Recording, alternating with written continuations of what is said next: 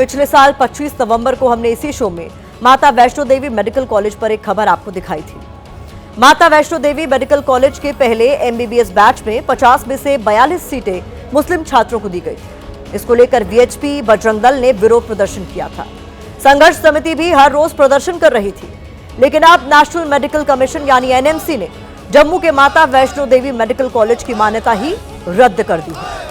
NMC ने यह कदम medical college में मानकों के उल्लंघन पर उठाया है, यानी 2025-26 सेशन के लिए दी गई 50 सीटों की मंजूरी अब रद्द कर दी गई है। हालांकि जिन 50 छात्रों को एमबीबीएस सीट मिल गई थी, उन सभी छात्रों की सीटें सुरक्षित रहेंगी और उन्हें जम्मू कश्मीर के दूसरे मान्यता प्राप्त मेडिकल कॉलेजों में एडजस्ट किया जाएगा। लेकिन यहाँ कुछ सवाल है। क्या हिंदूवादी संगठनों के दबाव में मेडिकल कॉलेज की मान्यता को रद्द कर दिया गया? मेडिकल कॉलेज की मान्यता रद्द होने को संघर्ष समिति ने अपनी जीत बताया है। क्या संघर्ष समिति के दबाव में यह फैसला लिया गया? तर्क ये दिया गया है कि मेडिकल कॉलेज ने जरूरी मानक पूरे नहीं किए। ये बात पहले पता क्यों नहीं चली? सवाल इस फैसले की टाइमिंग को लेकर भी उठ रहे हैं।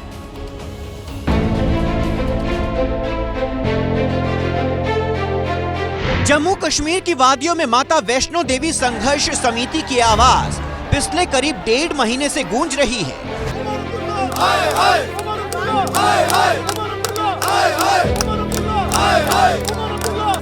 हिंदूवादी संगठन माता वैष्णो देवी श्राइन बोर्ड के मेडिकल कॉलेज में 50 में से 42 सीटें मुस्लिम छात्रों को मिलने से गुस्से में थी। लेकिन आज इस पूरे विवाद पर तब विराम लग गया जब रियासी जिले में स्थित माता Vaishno Devi institute of medical excellence की मान्यता रद्द कर दी गई, जिसे हिंदूवादी संगठन अब अपनी बड़ी जीत मान रही है।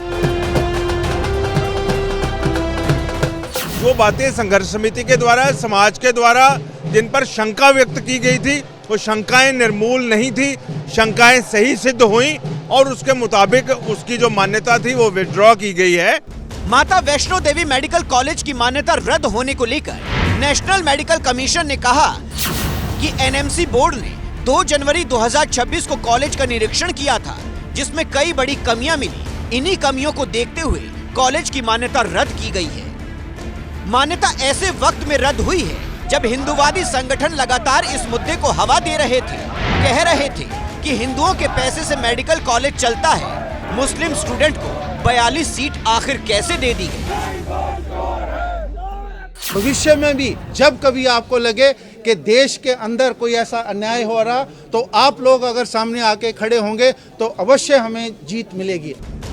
जबकि नेशनल मेडिकल कमीशन मान्यता रद्द करने के पीछे कई कमियों को वजह बता रहा है, नियम बता रहा है। कॉलेज में सबसे बड़ी समस्या शिक्षकों और डॉक्टरों की कमी थी। कॉलेज में जरूरत से 39% शिक्षक कम थे। नियम कहते हैं कि कॉलेज की ओपीडी में रोज कम से कम 400 मरीज आने चाहिए थे, जिसकी संख्या सिर्फ 182 थी। अस्पताल के बेड 80% भरे होने चाहिए थे, लेकिन केवल 45% ही भरे थे।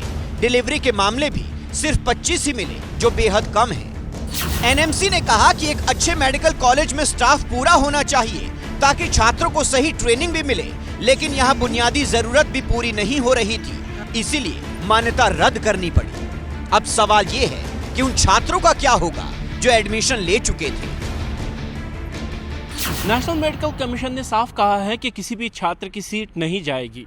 2025-26 सत्र में जितने भी स्टूडेंट्स ने दाखिला लिया है, उन्हें जम्मू कश्मीर के किसी दूसरे मान्यता प्राप्त मेडिकल कॉलेज में भेजा जाएगा, जिसकी जिम्मेदारी केंद्र शासित प्रदेश के सरकार के स्वास्थ्य विभाग की होगी। मेडिकल कॉलेज की मान्यता रद्द होने से राजनीति भी गर्मा गई है। सवाल उठ रहे हैं कि क्या हिंदूवादी संगठनों के दबाव के बाद ये कदम उठाया गया है? विपक्ष भी यही सवाल उठा रहा है।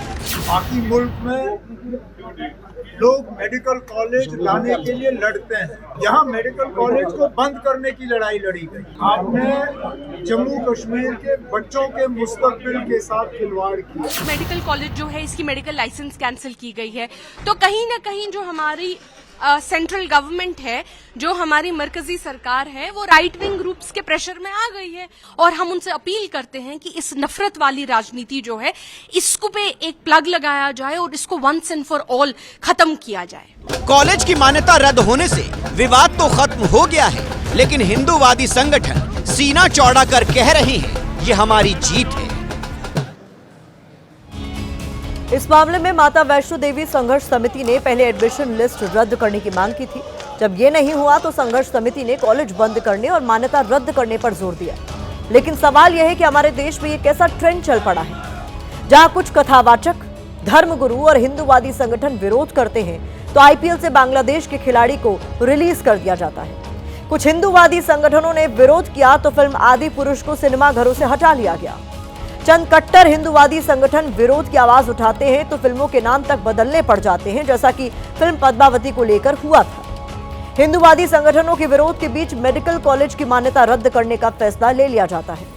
क्या हिंदूवादी संगठन ही अब ये तय करेंगे कि हमें किस देश के साथ संबंध रखने चाहिए? क्या हिंदूवादी संगठन की ये बताएंगे कि कॉलेज में एडमिशन कैसे होंगे? विपक्ष यही सवाल उठा रहा है।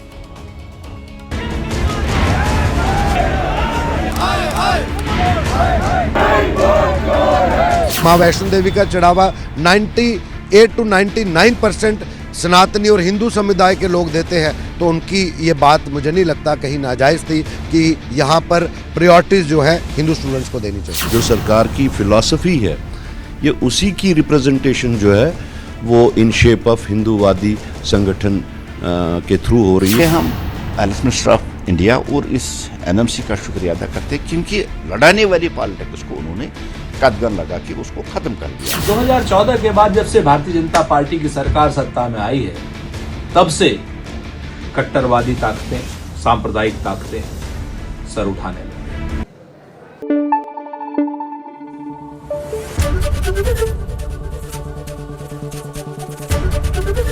एबीपी न्यूज आपको रखे आगे।